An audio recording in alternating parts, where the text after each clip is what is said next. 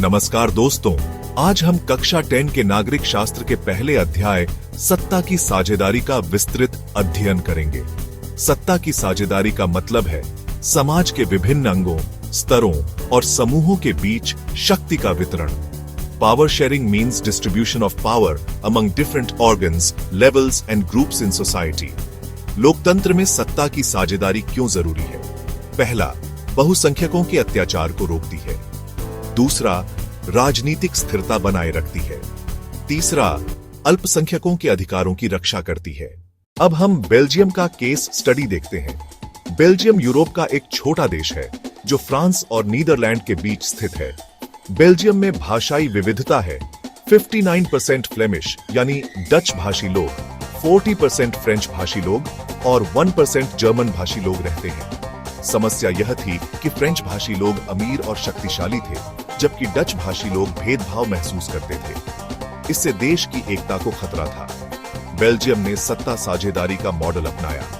केंद्रीय सरकार में डच और फ्रेंच का समान प्रतिनिधित्व, क्षेत्रीय सरकारों को अलग शक्तियां, ब्रुसेल्स में 50-50 प्रतिनिधित्व। परिणाम, बेल्जियम एक स्थिर और शांतिपूर्ण समाज बन गया। यह सत्ता साझेदारी की सफलता का उदाहरण है। अब श्रीलंका का केस स्टडी देखते हैं। श्रीलंका भारत के पास स्थित एक द्वीपीय राष्ट्र है। श्रीलंका में 74% सिंहली भाषी लोग हैं जो मुख्यतः बौद्ध हैं और 18% तमिल भाषी लोग हैं जो हिंदू और मुस्लिम हैं। तमिल दो प्रकार के हैं, श्रीलंकाई तमिल 13% और भारतीय तमिल 5%। समस्या यह थी कि सरकार ने बहुसंख्यकवादी नीतियां अपनाई। 1956 में सिंहली को राजभाषा बनाया गया। बौद्ध धर्म को विशेष दर्जा दिया गया। तमिलों को नौकरियों, शिक्षा और राजनीति में भेदभाव का सामना करना पड़ा। परिणाम, तमिल अलगाव महसूस करने लगे, स्वायत्त क्षेत्रों की मांग की और अंततः सरकार और तमिलों के बीच गृह युद्ध छिड़ गया। LTTE का मुद्दा भी इसी से जुड़ा है। श्रीलंका में राजनीतिक अस्थिरता, आर्थिक नुकसान और हिंसा का माहौल बना। यह बहुसंख्यकवाद की असफलता का उदाहरण है। सत्ता साझेदारी क्यों वांछनीय है? पहला कारण है व्यावहारिक या प्रूडेंशियल कारण। यह समूहों के बीच संघर्ष की संभावना कम करता है, राजनीतिक स्थिरता सुनिश्चित करता है। बहुसंख्यक की जबरदस्ती से विद्रोह और हिंसा होती है, जैसा श्रीलंका में हुआ। दूसरा कारण है नैतिक कारण। लोकतंत्र का मतलब है कि शक्ति केंद्रित नहीं होनी चाहिए। हर नागरिक को निर्णयों में सलाह देने का अधिकार है। सत्ता में भागीदारी ही लोकतंत्र की सच्ची भावना है। सत्ता साझेदारी के 4 रूप हैं। पहला, क्षैतिज वितरण। यह सरकार के विभिन्न अंगों के बीच होता है। विधायिका, कार्यपालिका, न्यायपालिका हर एक दूसरे पर नियंत्रण रखता है। दूसरा, ऊर्ध्वाधर वितरण।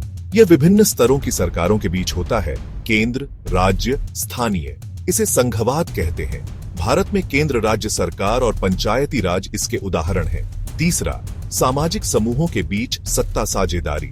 विभिन्न सामाजिक, जातीय, धार्मिक समूहों का प्रतिनिधित्व। बेल्जियम की सामुदायिक सरकार और भारत में आरक्षित निर्वाचन क्षेत्र इसके उदाहरण हैं। चौथा, राजनीतिक दलों, दबाव समूहों के बीच सत्ता साझेदारी। प्रतिस्पर्धा से सुनिश्चित होता है कि शक्ति एक दल के पास न रहे। गठबंधन सरकारें इसका उदाहरण हैं। बेल्जियम और श्रीलंका की तुलना देखिए। बेल्जियम में समान सत्ता साझेदारी से एकता और स्थिरता मिली। श्रीलंका में सिंहली वर्चस्व से संघर्ष और अस्थिरता आई। मुख्य परिभाषाएं याद रखें। सत्ता साझेदारी यानी विभिन्न समूहों में शक्ति का वितरण। बहुसंख्यकवाद यानी अल्पसंख्यकों को नजरअंदाज करके बहुसंख्यक समुदाय का शासन। जातीय समूह यानी समान सांस्कृतिक लक्षण वाले लोग। परीक्षा के लिए महत्वपूर्ण बिंदु। सत्ता साझेदारी लोकतंत्र की सच्ची भावना है। बेल्जियम ने अल्पसंख्यकों को समायोजित करके संघर्ष टाला। श्रीलंका बहुसंख्यकवादी शासन के कारण असफल हुआ। संभावित प्रश्न, सत्ता साझेदारी क्यों वांछनीय है? उत्तर, व्यावहारिक कारण से संघर्ष कम होता है। नैतिक कारण से लोकतंत्र मजबूत होता है। बेल्जियम की व्यवस्था समझाइए। केंद्र में समान प्रतिनिधित्व, क्षेत्रीय स्वायत्तता, सर्वसम्मति कानून। सारांश, सत्ता साझेदारी संघर्ष रोकती है और लोकतंत्र मजबूत करती है। बेल्जियम समायोजन से सफल हुआ, श्रीलंका बहुसंख्यक वर्चस्व से असफल। 4 प्रकार की सत्ता साझेदारी लोकतंत्र को सुचारू बनाती है। आशा है यह विस्तृत अध्ययन आपके लिए उपयोगी रहा। अगले अध्याय के लिए चैनल को सब्सक्राइब करें। धन्यवाद।